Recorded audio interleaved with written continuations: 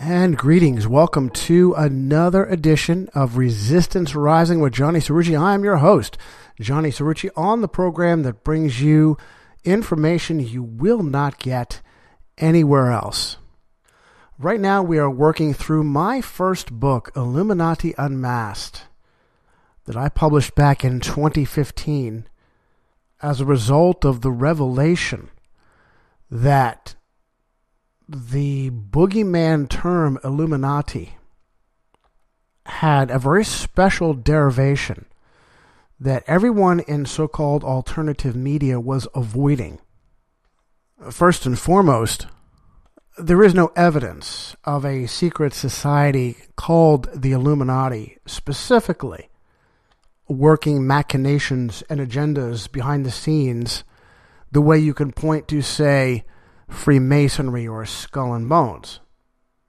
They seem to have faded away as quickly as they surfaced, being founded in 1776 by what is almost certainly an ordained Jesuit priest, Johann Adam Weishaupt. I was so absolutely shocked when I discovered the truth, being that I had heard that word Illuminati again and again, and rarely I had heard the name Weishaupt following it. I had never heard the word Jesuit in relation. So this was the beginning of basically my second Great Awakening.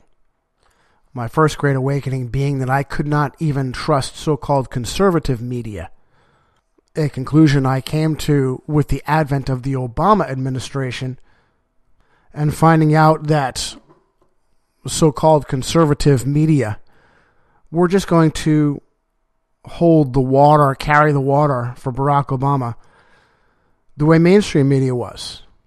Barack Obama clearly had a mysterious past, popped up out of nowhere, out of Chicago, having been trained by supposedly ex-Jesuit priest Greg Galuzzo in community organizing. Why it is that no one in conservative media would cover that is significant. We haven't been getting very far very fast because there's just a lot of information. We're only about, looks like page 16 in my 2015 book, Illuminati Unmasked. The Episcopal Church is the best example of an institutionalized religion that is, quote, Christian, end quote, in name only, and does all it can to blaspheme everything held sacred by Christendom. Episcopal bishops are women and open homosexuals. Episcopal Bishop Gene Robinson has publicly married another man and just as publicly divorced him. The presiding bishop of the Episcopal Church, a woman with two last names, Catherine Jefferts Shiori, has stated that the sinner's prayer of salvation to Jesus Christ is a, quote, great Western heresy, end quote. And I do have a citation for that. Now, as a quick aside, those of you who know me know that I'm a little on the conservative side when it comes to marital traditions. There is a leftist trend that encourages women to not wholly accept the last name of the man that they marry. Now, in fairness, there is a root of abuse, neglect, failure of masculinity behind this, but as usual, the left, almost always led by Rome, takes it to an unhealthy extreme. The solution isn't for a married woman to distance herself from the name of the man she marries. The solution is for the couple to be healthy and the man to be a real man. I've seen this trend go through what you might call professional women, career women, starting with hyphenating their last name to now simply including their last name without a hyphen, which is very confusing, and I think that's on purpose. You have no idea, is this the person's middle name or is this their maiden name that they're hanging on to through the marriage? To make it more confusing, there is an ancient tradition amongst the blue-blooded elite, particularly in Europe and England, where they will hyphenate their name, keeping both the mother's maiden name with the father's name, to show you just how blue their blood is. This can trace itself back to the Luciferian tradition of ruling by divine right. If you have a certain inbred bloodline, then you qualify as an elite. Back to Illuminati Unmasked. I haven't even made it past page 16. And by the way, I have a Wikimedia Commons picture of Catherine Jefferts Shiori in her Episcopal presiding bishop garb. And I have to say, it's quite ridiculous. She has some kind of a weird Orthodox Luciferian crozier. That's the special bishop's staff. And she's also sporting a Roman Catholic style mitre. This is the really unusual pointy hat that Catholic high clergy wear. And very few people are aware of their derivation. The origin derives from Dagon fish god worship, and it's really easy to see once you're aware of it. The tails of the mitre that fall down the back are the fish body and fish tail. And if you look up some of the original pictures on the internet, you'll see how similar they are. Even more obvious are the designs around the front. And in this picture, Jefferts Shiori has what looks like a sun in the exact spot that a fish's eye would be if the mitre at the top of the head was the open mouth. You see this very frequently on similar Catholic mitres. They know what they're doing, and it's not Christian. Back to the text. Bishop Jefferts Shiori has also stated that Paul's exorcism of the demon-possessed soothsaying girl in the book of Acts was, quote, mean-spirited and bigoted, end quote, and that diversity is, quote, the only road to the kingdom of God, end quote. And of course, there's a citation there for you as well. These are the custodians of the Washington National Cathedral in Washington, D.C. And I have a citation from Wikipedia. It is the 6th largest cathedral in the world, the 2nd largest in the United States, and the highest, as well as the 4th tallest structure in Washington, D.C. The cathedral is the seat of both the presiding bishop of the Episcopal Church, Catherine Jefferts Shiori, and the bishop of the Diocese of Washington, Marion Edgar Budd. In November 2014, this icon of Christianity in the heart of the nation's capital invited a delegation of Muslim worshippers who laid out prayer rugs that literally set their backs against the altar. A woman protested by loudly proclaiming that only Jesus Christ is Savior. She was manhandled off the premises. Let me pause again and tell you that I have changed dramatically since I have written Illuminati Unmasked, and really it's been a progression through my second and third books, certainly at the end of my second book. It has now become far more important to me as a Christian to alert Muslims to just how manipulated they have been. Part of this is how it dawned upon me that I have been played to be far more antagonistic towards Muslims than is necessary, certainly as a Christian. And the culprit, of course, has been the Catholic Church. Of particular significance is the way that Western intelligence, led by Rome, has completely fabricated Islamic jihad. And one of the most obvious agendas was to replace Rome as the terrible beheader of saints. Back to the text, and we're all the way up to page 17. Clearly, however, inundating America with illegal immigrants has been a Catholic agenda with hard left Catholic Democrat politicians like the late Edward M. Teddy Kennedy and former Senator, now Vice President, certainly Vice President in 2015, Joe Biden, pushing legislation to make it happen.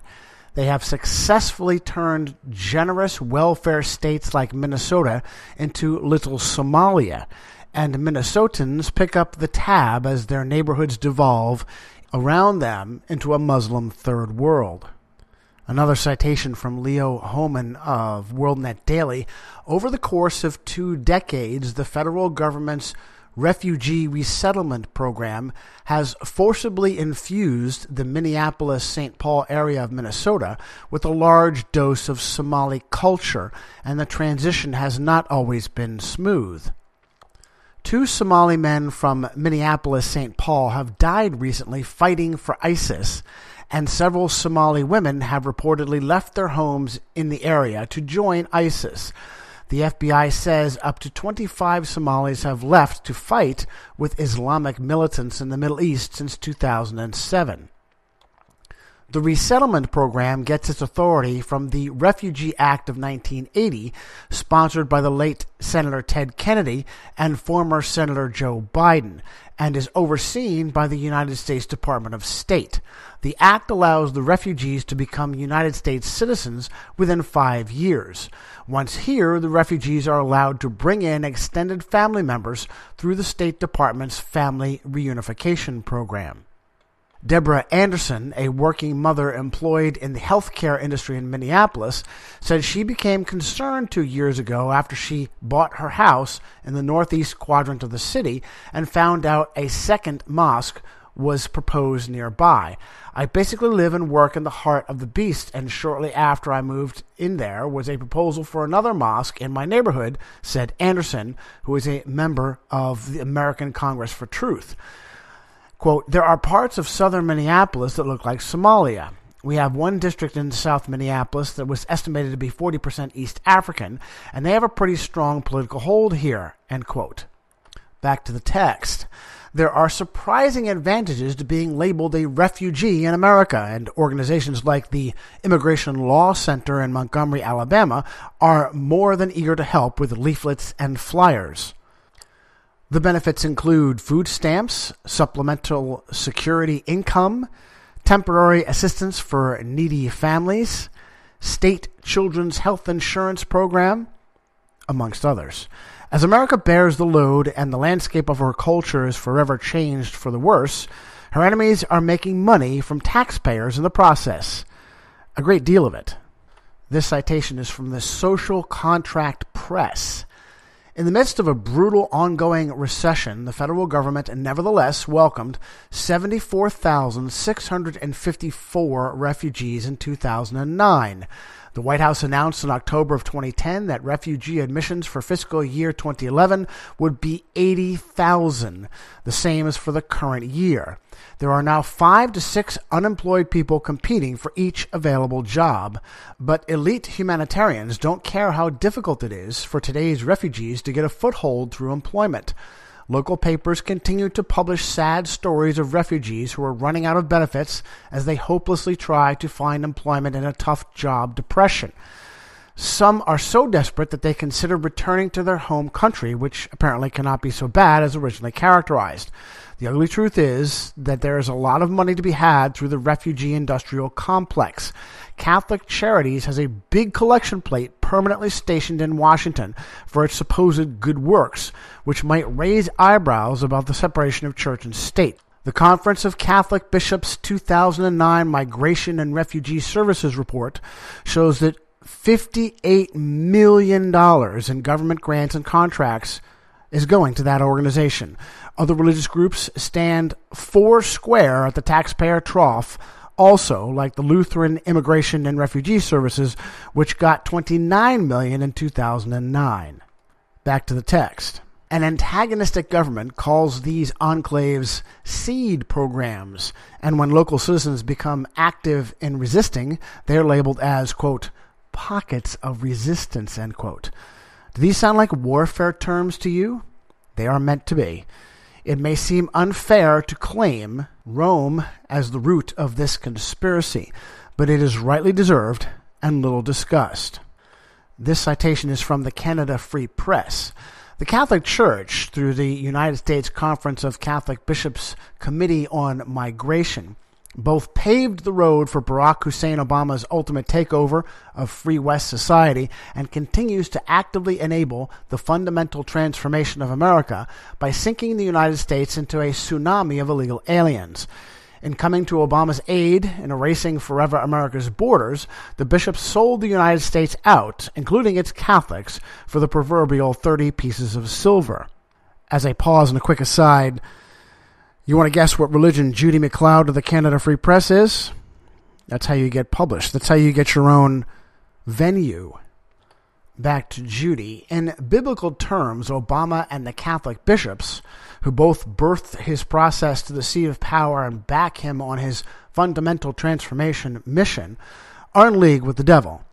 The certain-to-come protestations of the bishops should fall on the same deaf ears they used to shun all pleas of mercy from Americans overwhelmed by invaders in their homes, towns, and cities. Again, as a quick aside, Barack Obama is nothing more than a puppet. One of the reasons why conservative Catholics like Judy McLeod are promoted on the right is to screen the Catholic Church with her pawns and puppets like Barack Obama. Back to the text. We made it to page 19, and the subheading is Secret Subversives. In 1928, the two men on the ballot for president were the Democrat governor of New York, Alfred E. Smith, and the Republican Secretary of Commerce, Herbert Hoover. The issue of Smith's Catholic religion came up in an exchange between himself and lawyer Charles Marshall via editorials printed in Atlantic Monthly magazine. Marshall warned that when torn between the best interest of America and the best interests of the Church, devout Catholics were always at risk of choosing Rome over the land of the free. And following, I have a quote from Marshall.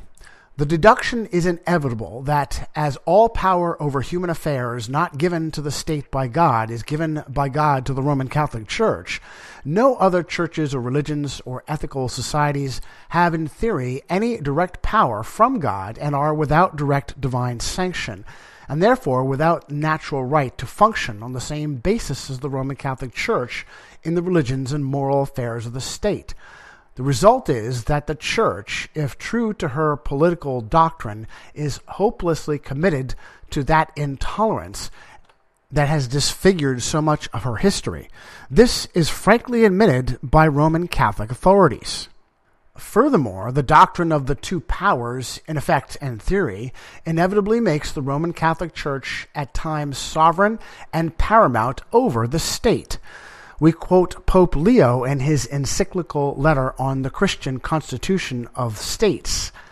Over the mighty multitude of mankind, God has set rulers with power to govern, and he has willed that one of them, the Pope, should be the head of all. End quote. We quote Pope Leo in his encyclical letter on the reunion of Christendom. We hold upon this earth the place of God Almighty. End quote. Smith lost the election, but was soon immortalized in an annual dinner hosted by the Church that requires the two American finalists for the presidency to appear before one of the most powerful papal emissaries in the world, the Cardinal of the Archdiocese of New York, and make him laugh. Today's dinners are presided over by the aristocratic descendant of the New York governor, Alfred E. Smith No. 4. The dinners continue even in off-election years, where luminaries from all walks show homage to Rome, from the director of the FBI to the chairman of the Joint Chiefs of Staff to the Secretary of State. During the 2008 dinner, soon-to-be President Barack Obama may have taken a swipe at his benefactors in what appeared on the surface to be a self-deprecating joke. And I sourced this from the New York Times. Quoting Obama, "It is often said that I share the politics of Alfred E. Smith in the ears of Alfred E. Newman." End quote. Just who Alfred E. Newman was patterned after for Mad magazine by artist Harvey Kurtzman remains a mystery. but Governor Alfred E. Smith was certainly known to Kurtzman, as they were contemporaries. If a president isn't careful, that's the kind of joke that will put a knife-wielding man in the East Room or an armed felon in your elevator. And if you don't remember, those two warning shots came to Barack Obama during his administration. Okay, and that's the end of Chapter 1. I like the way I have this first book organized with my citations at the end of each chapter. Unfortunately, that was a bit of a pain in the butt to do for subsequent books, but hey, 129 citations on Chapter 1 alone. Hopefully that's one of the reasons why, on the rare occasion that someone pops up to criticize me, it's not to tell me that I'm full of poop. Now, shall we jump into Chapter 2, starting on page 33? Oh, there's a good Freemasonic number. Why not? The Manchurian Messiah of Mystery. The man in charge on September 11, 2012 was Barack Hussein Obama. Obama has a background obscured in mystery and intrigue. He is openly hostile to America and what made her great, and he has steered her into almost unavoidable destruction. While on the campaign trail in Columbia, Missouri on October 30th, 2008, Obama proclaimed, quote, "We are 5 days away from fundamentally transforming the United States," end quote. But he wasn't going to start from scratch. He was building on the work of previous administrations across both of America's perennial political parties. What he did do was take that agenda and put it into overdrive. We will examine the Dunham family's CIA roots in a later chapter, but it is instructive to notice that a man who would name his daughter after himself has questionable motives. It has been corroborated and confirmed that the elder Dunham was the authority that gave Barack Obama to pornographer and pedophile radical black communist Frank Marshall Davis for a, quote, black influence, end quote. Davis may well have been Obama's biological father as well as sexual abuser. Stanley Ann Dunham is said to have died just 4 months after the release of Obama's autobiography, Dreams from My Father. The timing of these key events seemed to be a type of unveiling before his meteoric rise. It makes the cremation of Dunham's body somewhat of a concern. I then quote the New York Times. She died in November of 1995 as Mr. Obama was starting his first campaign for public office. After a memorial service at the University of Hawaii, one friend said a small group of friends drove to the South Shore in Oahu. With the wind whipping the waves onto the rocks, Mr. Obama and Ms. Sortero Eng placed their mother's ashes in the Pacific, sending them off in the direction of Indonesia.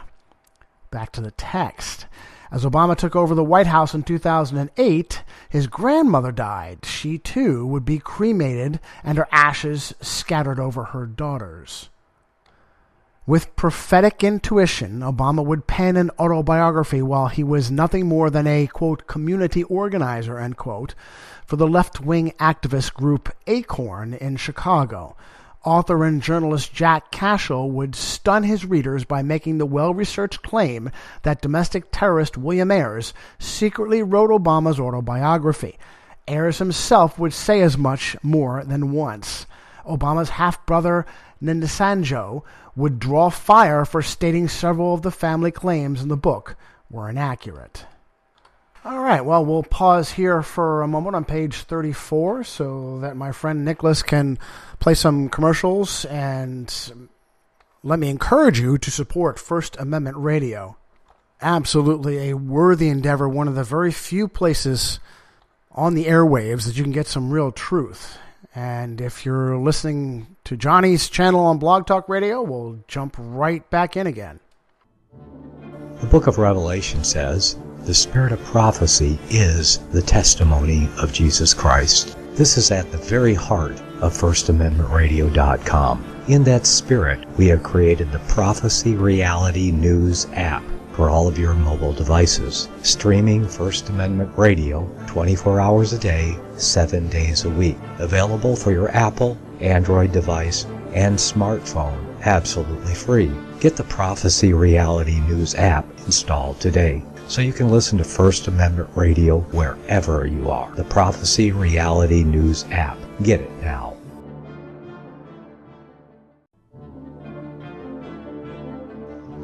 Visit crosstheborder.org, CROSS, crosstheborder.org, to get your print, EPUB, or PDF version of Nicholas Arthur's new book titled When the Third Temple is Built. That's crosstheborder.org. When it comes to prophecy today, much of the evangelical Christian world has their eyes on Israel, waiting and watching to see when the Third Temple will begin to be built.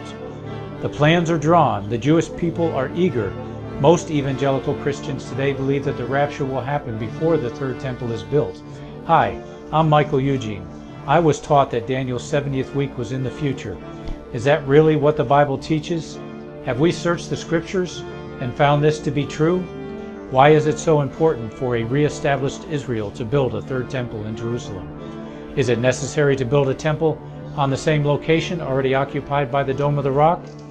Is it necessary for sacrifices to take place in the temple on Temple Mount? Is there really a rapture followed by 7 years of tribulation?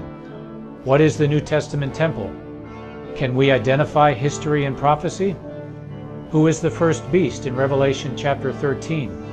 Who are the 7 kings in Revelation 17? I have asked all these questions, and I have found Nicholas Arthur's new book, When the Third Temple is Built, answers all these questions and more using Scripture to interpret Scripture. The Bible says that no prophecy of Scripture is of any private interpretation. Nicholas shows us in his new book, When the Third Temple is Built, how the Bible interprets prophecy and not man's private interpretation. Visit crosstheborder.org, CROSS, crosstheborder.org, to get your print, EPUB, or PDF version of Nicholas Arthur's new book titled When the Third Temple is Built. That's crosstheborder.org. Okay, and picking back up on page 34 of Illuminati Unmasked by yours truly, Giovanni Augustino Johnny Cirucci. It was almost as if a past has been fabricated for Obama by a powerful entity behind him. It is the same entity that has the ability to inundate American education with radical leftists, communists, and terrorists, and that is exactly what William Ayres ended up, teaching America's impressionable youth. And I quote directly from BillAyres.org, William Ayres, distinguished professor of education and senior university scholar at the University of Illinois at Chicago, retired, member of the executive committee of the Faculty Senate, and founder of both the Small Schools Workshop and the Center for Youth and Society, taught courses in interpretive and qualitative research, oral history, creative nonfiction, urban school change, and teaching and the modern predicament. Subheading: Barry Soetoro.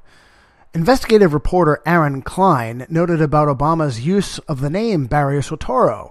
Citing Klein, I say, a 2007 Associated Press photograph taken by Tatan Soiflana, an Indonesia AP reporter and photographer, surfaced last week on the daylife.com photographic website, showing an image of Obama's registration card at Indonesia's Franciscus Assisi School, a Catholic institution.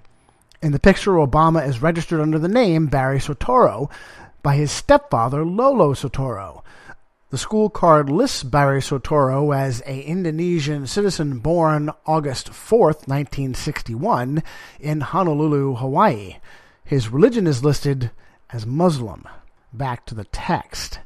In this admonition, we begin to see exactly who the power is behind Barack Hussein Obama and his ongoing agenda to destroy America from within. It is an ancient hatred that began in mankind's first rebellion against God in Babylon. It was scattered at Babel, but reconstituted in Egypt and spread by Greece into Rome, where it metamorphized into something far more powerful than just a single empire. It has become the heart and brains of a worldwide machine that wields the banks of London, the slave labor of Beijing, and the military might of Washington, D.C. At its center is an amalgamation of all esoteric, Gnostic, mystical art paganism with the trappings of Christianity, and it wears the robes of Christ's vicar on earth, the Roman Catholic Pope. The enforcement arm of this machine is Satan's Special Forces, the Society of Jesus, more commonly known as the Jesuits. Those who think Barack Obama is just a communist or just an Islamic agent of the Muslim Brotherhood or of Saudi Arabia have no answer to the question, where are all the judges, generals, and Republican politicians? How does Obama's agenda not have a single powerful public enemy? Subheading: the man of many names. Barack Obama's second known alias stems from his Social Security number. In an effort to find out why Obama's Social Security number traces back to a state he's never lived in, Jack Cashel contacted registered paralegal Susan Daniels, and she told him something startling, and I quote from Cashel: Barack Obama had been using a Social Security number issued in Connecticut between 1977 and 1979, a state in which he never lived or even visited at that time in his life. Quote, all I can say, end quote, says Daniels, of 042-684425, quote, is that it's phony, and Obama has been using it, with its first appearing on his Selective Service document in 1980. Back to the text. The name associated with this Social Security number isn't Barack Obama or even Barry Soetoro, but Harrison J. Bunnell. Obama's education is just as mysterious. One Philadelphia school teacher noted, and I cite them from the blog Chalk Talk, while preparing a research assignment on our country's first African-American president, I was startled to find much of Barack Obama's records are missing or sealed from the public. President Obama attended Puna House School in Honolulu, one of Hawaii's top private institutions. However, Obama has refused to release his high school transcripts and SAT scores to the public, despite numerous requests by citizens and journalists. Obama's financial records at Puna House School and Occidental College have not been released. In 1981, at age 20, Obama transferred from Occidental College to Columbia University. His transcripts at Columbia also remain sealed. His thesis on Soviet nuclear disarmament also remains unavailable. Obama's Harvard Law School records are sealed. So are his LSAT scores. Obama lectured at the University of Chicago Law School from 1992 until 2004. Reporters have been unable to find any scholarly articles authored by him. It is customary for presidents running for office to disclose their medical records. Obama's medical records have yet to be released. Obama's fully visible passport has not been released. In 2010, the White House posted a particularly blurred vision on their website.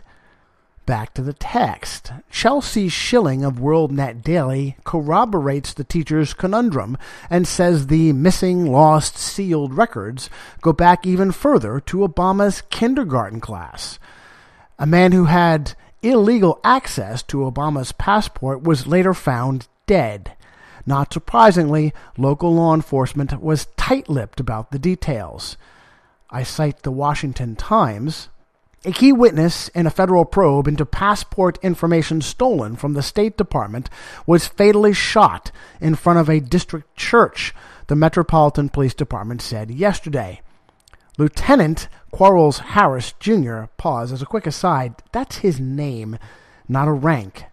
Lieutenant Quarles Harris, Jr., 24, who had been cooperating with a federal investigation, was found late Thursday night slumped dead inside a car in front of the Judah House Praise Baptist Church in Northeast, said Commander Michael Anzalo, head of the department's Criminal Investigations Division. The Washington Times reported on April 5th that contractors for the State Department had improperly accessed passport information for presidential candidates Senators Hillary Rodham Clinton, Barack Obama, and John McCain, which resulted in a series of firings that reached into the agency's top ranks. Back to the text. Wikipedia describes Wayne Allen Root as an American politician, entrepreneur, television and radio personality, as well as TV producer, political commentator, and national best-selling author. Root noted about his supposed Columbia University classmate, and I'm using Glenn Beck's The Blaze to cite Root, I called Obama, quote, the ghost of Columbia University, end quote. I pointed out, as I've said in the media for many years now, that Obama may have been registered at Columbia, may have graduated from Columbia, but he was rarely, if ever, seen for the 2 years in between. It's a strange, mysterious, and frightening story. Is he the real-life Manchurian candidate? What explains Obama having just enough skeletal proof that he was there, one photo, one roommate, one professor, and one friend, but never have seen in class, never on anyone's radar screen, almost invisible?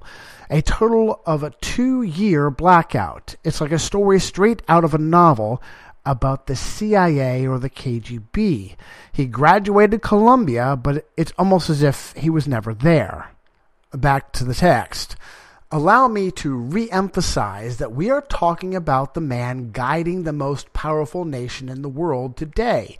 The Republican Party, FBI, CIA, federal judges, the United States military, mainstream media, so-called conservative pundits, all remain loyally quiet about Barack Obama's mysterious past. Subheading: where is the birth certificate? Perhaps the best Obama identity controversy is his birth certificate. Article 2, Section 1, Paragraph 5 of the United States Constitution mandates, no person except a natural-born citizen or a citizen of the United States at the time of the adoption of this Constitution shall be eligible to the office of President. The purpose for this clause is to mitigate the risk that a foreign-born insurgent with few ties to America would gain the highest office and much more easily destroy her from within. It's safe to say that is exactly what has happened. The issue of Obama's place of origin is a forbidden topic, and those who break the taboo disappear, like CNN News commentator Lou Dobbs, who left CNN and was picked up by Fox News until his inappropriate questions relegated him to the graveyard of true Fox journalists, Fox Business. On May 18, 2012, Dobbs told the CEO of the Republican polling corporation, Adam Geller, that he has been mystified by the failure of candidates like former Massachusetts Governor Willard Mitt Romney to discuss Obama's constitutional eligibility. At the time, it was all over the Drudge Report that Obama's literary agent had printed a bio stating that he was born in Kenya. In 2011, New York Democrat Congressman Adolphus Towns introduced the Presidential Records Act of Amendments 2011, which attempted to permanently seal off Obama's records. Democrat congressmen are expected to cover for a Democrat administration, but it is support for Obama from the mainstream right that has American patriots desperate to understand why. Arizona Republican Senator John McCain approached his race against Obama in 2008 as a man wanting to lose.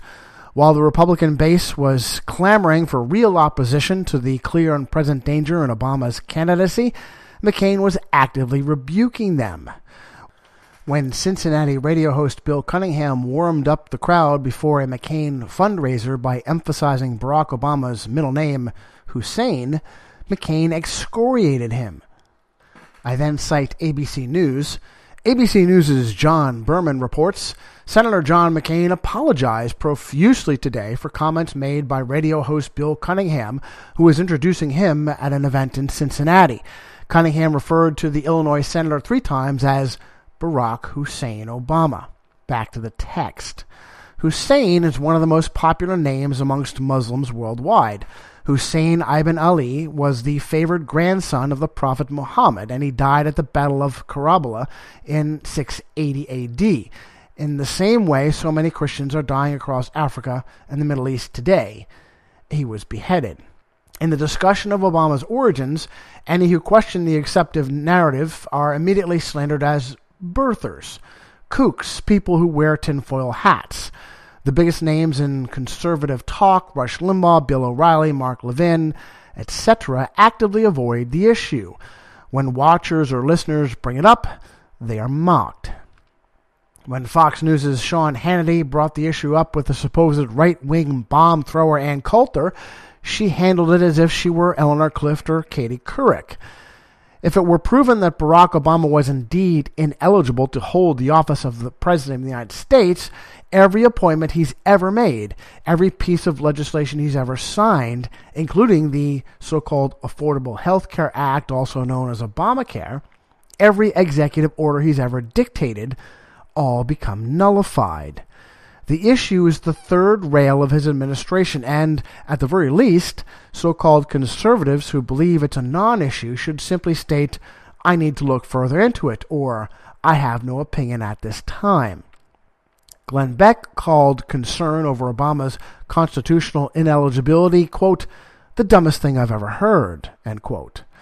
In spite of this hedge of protection that has been set up around Obama, Americans still began to ask questions, and it forced the administration to respond. On April 27th of 2011, WhiteHouse.gov released Obama's long-form birth certificate. 4 days later, the media cycle came to a screeching halt and careened off into a new direction when the Obama administration announced, "We got bin Laden." It was as if the event was a trump card just waiting to be played. Rather than journalists staying calm and maintaining the issue, they chastened anyone who was not caught up in the patriotic euphoria, something that looked forced and surreal coming from the hard left of the political spectrum. I cite the New York Times. Last Wednesday, President Obama concluded his remarks about the release of his birth certificate by chiding his critics and the press with words that now seem far more ominous after the United States raid that killed Osama bin Laden. "We do not have time for this kind of silliness," Mr. Obama said. "We've got better stuff to do. I've got better stuff to do. We've got big problems to solve. And I'm confident we can solve them, but we're going to have to focus on them. And not this." End quote. Back to the text. Independent journalists soon found more than a few reasons to be concerned about the announcement. In 2007, former Pakistani Prime Minister Benazir Bhutto told David Frost on his program Frost Around the World that bin Laden was already dead. Russia's state news agency Pravda was incredulous that Frost obliviously rolled over the announcement without follow-up. Bhutto herself quickly fell victim to assassination after attending an event for the Pakistani People's Party in late December of that same year. Another Russian source, Russia Today, interviewed former NSA analyst turned independent journalist Wayne Madsen, who asserted that Bhutto's death was a hit initiated by the CIA. The SEAL team that conducted the raid to get bin Laden executed him on sight, although he was surrounded only by his wife, depending upon which official story you read. Americans were first told that the SEALs fought their way through withering fire from al-Qaeda to get to where bin Laden was hiding. This was later retracted. It turned out that there was no firefight. The body of whomever it was that the SEALs shot on sight was brought back to the USS Carl Vinson, where it was dumped into the ocean without a single sailor witnessing the event. In 2012, Navy SEAL Matt Bissonnette claimed in his book No Easy Day that he shot bin Laden. 2 years later, Navy SEAL Rob O'Neill would claim he shot bin Laden. O'Neill now says his life is in danger. Is America being betrayed and misinformed by even her special forces operators? The supposed mastermind behind the 9/11 attacks, Khalid Sheikh Mohammed, was waterboarded no fewer than 183 times to, quote, break him, end quote. He was Osama bin Laden's lieutenant. Bin Laden himself can rightly be called the greatest intelligence asset of the entire war on terror, yet he was shot on sight and dumped in the ocean. Photos released which purportedly showed the dead terrorist had to be retracted when it was proven that they were faked. A Freedom of Information request demanding to see the real photos was denied by a federal judge. By the way, I have citations for every one of these. Back to the text. The sensational White House Situation Room photo featuring National Security Advisor, now Director of the Central Intelligence Agency, Jesuit-trained John Brennan, Barack Obama, the Secretary of Defense Robert Gates, who went to Jesuit Georgetown, a Bush appointee, Chairman of the Joint Chiefs of Staff Admiral Mike Mullins, and Roman Catholic Vice President Joe Biden, along with an aghast Hillary Clinton, was also admitted to be staged. The media proclaimed this suspenseful photo depicted America's leaders watching every step the Steels made, but it was later disclosed there was no live feed of the raid. Subheading: A closer look. This is page 41. The Obama long-form birth certificate released by the White House has itself proven to be less than authentic. For instance, a smiley face is in the official signature, a stamp spelling error, identical typewriter splats proving digital replication, multiple layers that peel away from the PDF. It is a document that appears to have been fabricated by an amateur. Again, this is critical identification concerning the man sitting in the White House. The birth certificate was legally declared a forgery by one of the most famous jurisdictions in the country, Maricopa County, Arizona Sheriff Joe Arpaio, as a quick aside, also Roman Catholic. Back to the text. Yet, to date, no action has been taken. Ted Cruz, Rand Paul, Sarah Palin, Alan West. Not a single key Republican figure will even broach the subject. Even more disturbing than his birth certificate is what you find when you peel back the layers of Barack Obama's life. But to do that, we need some more background. Subheading: Barack Obama's mystery religion. Most Americans don't know that Barack Obama is actually quite popular among Catholics. Although many American Catholics lean to the right on the political spectrum, Roman Catholicism is a worldwide religion with 1.2 billion adherents. Most of them lean quite decidedly to the left. Does church policy follow popular sentiment or lead it? In 2008, American Catholics helped put Barack Obama in office, and many in the Catholic conservative minority, like author, speaker, and founder of the Eagle Forum, Dame of Malta Phyllis Schlafly, were not pleased. Catholics have been given overwhelmingly to leftist and even communist organizations like ACORN and the Campaign for Human Development. Many have been duped into believing they're, quote, helping the poor. The more important question is, why is Catholic leadership behind such a subversive hard-left agenda?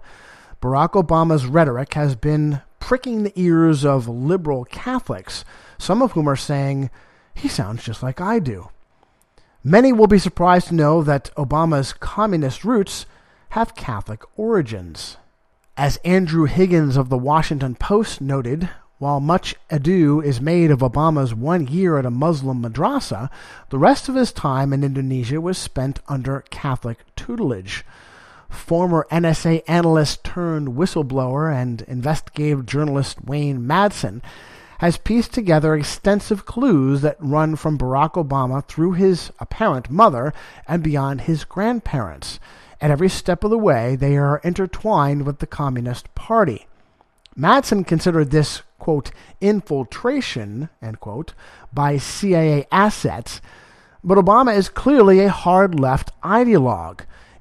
It is the United States which has suffered at his hands, not any communist insurgency he has belonged to. How can the CIA work so well with communists? I go on to cite the Madsen report. Obama's own work in 1983 for Business International Corporation, a CIA front that conducted seminars with the world's most powerful leaders and used journalists as agents abroad, dovetails with CIA espionage activities conducted by his mother, Stanley Ann Dunham, in 1960s post-coup Indonesia on behalf of a number of CIA front operations, including the East-West Center at the University of Hawaii, the U.S. Agency for International Development, also known as USAID, and the Ford Foundation. Dunham met and married Lolo Soetoro, Obama's stepfather, at the East-West Center in 1965. Soetoro was recalled to Indonesia in 1965 to serve as a senior army officer and assist General Suharto and the CIA in the bloody overthrow of President Sukarno. Barack Obama Sr., who met Dunham in 1959 in a Russian language class at the University of Hawaii, had been part of what was described as an airlift of 280 East African students to the United States to attend various colleges. Pause. I should have drawn attention to this, but what was Stanley Ann Dunham, Barack Obama's mother, doing taking Russian language courses? Back to Wayne Madsen. Lolo Soetoro, who Dunham married in March of 1965, departed Hawaii for Indonesia on July 20th of 1965, some 3 months prior to the CIA coup against Indonesian President Sukarno. Many Javanese have only one name, by the way. Soetoro, who served General Suharto, also only one name, as an Army colonel, was clearly called back for the CIA-connected East-West Center to assist in the coup against Sukarno, one that would eventually cost the lives of some 1 million Indonesian citizens. Wow, that time flew by. We're going to have to stop here in the middle of my Wayne Madsen citation, and we'll pick back up where we left off next time. The program you are listening to is 100% sponsored by you, the listener, on this First Amendment Rights Media channel. You will notice that there are few commercials on this radio network. There's a good reason for that. Corporate advertising dollars come with strings that limit program content. So without your help, these programs cannot continue on satellite, internet, or our several affiliates. If you benefit by the educational law programs, we ask you to give. If you are admonished or nurtured by the Bible and ministry programs, we ask you to give. If some voice a cause that you are passionate about, we ask you to give. If you believe in any of these, we ask you to support them as you would a missionary on a continual basis, as if giving a tithe for missionary radio. These programs are not commercially viable and must be supported by those faithful to the cause of truth. Look for the button to sponsor your favorite programs at our listen and schedule pages on the internet. We will also give you unlimited archive access to all of our programs. We're asking you to give much less than a tithe so that you may also send support directly to a particular program host, cause, and anywhere else the Spirit may lead you. Do all to the glory of our God and Creator, for His holy nation, the only kingdom that will last forever. Thank you for listening.